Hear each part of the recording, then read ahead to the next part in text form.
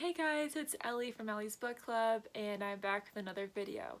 In today's video, I will be doing a book review on Simon vs. the Homo Sapiens Agenda by Becky Albertalli.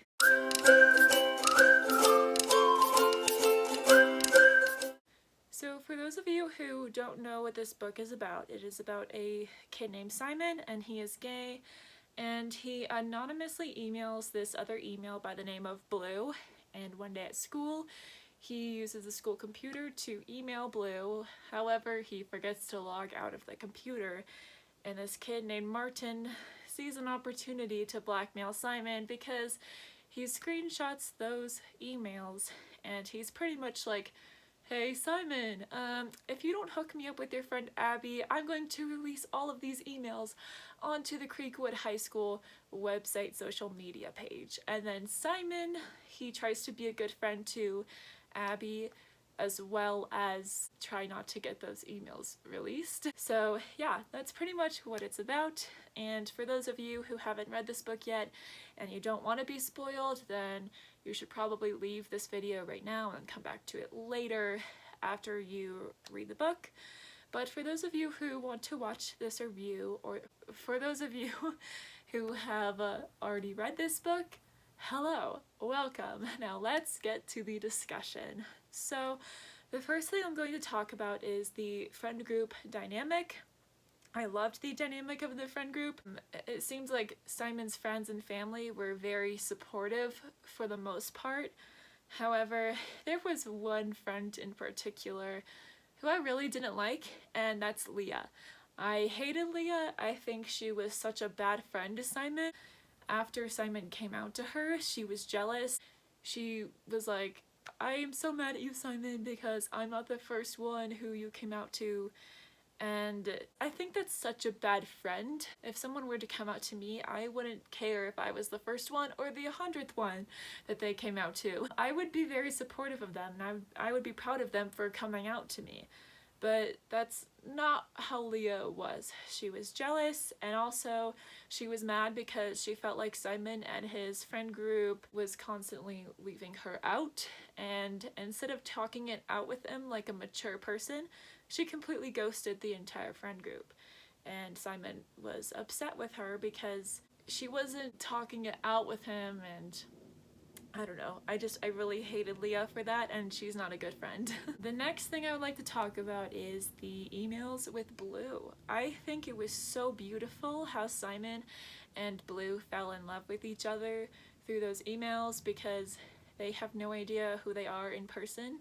I mean, eventually they figure it out at the end of the book, but throughout the majority of the book, they have no idea who they are look-wise, but they learn to fall in love with each other through personalities, and I love that because I feel like in today's world, teenagers have relationships based on physical looks or based on sex, and I think relationships should be based on personalities as well as companionship, and that's exactly what happened in this book, and I loved it so much. The next thing I'm going to talk about is Simon and how he reacted to his sexuality being released on that social media website page. I loved how he handled it. He handled it like a champ. He was very mature about it. Pretty much what happened was Martin posted a post about Simon and his sexuality, and everybody at school saw it pretty much, and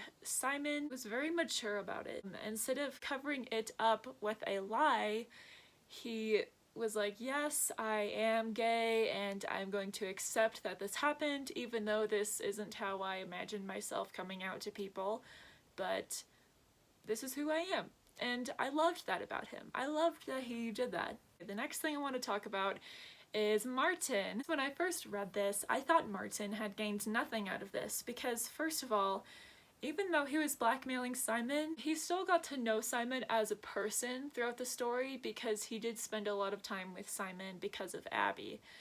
And even Simon was like, in the middle of the book, he was like, "I'm kind of considering Martin a friend now, even though he's blackmailing me." But when he released that post on the social media page, he lost Simon as a friend, and he also lost Abby as a potential love interest. So that's why I originally thought that Martin gains nothing out of this, but he actually did gain something. He learned that you can't be in a relationship through a friend's influence. You have to be in a relationship through getting to know them and spending time with them and seeing what you have in common and all of that. And I think that really showed through in Martin in the scene where it's right before the school play and he tells Abby about the whole blackmailing thing that happened. I think that was a very strong character point for Martin, and I was very shocked when he did that.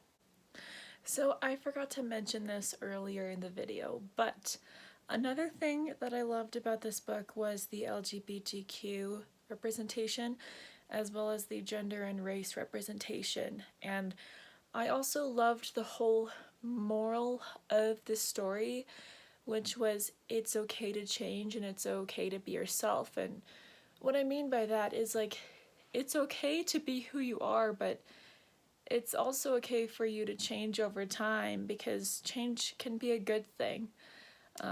Yeah, so that's all I wanted to say.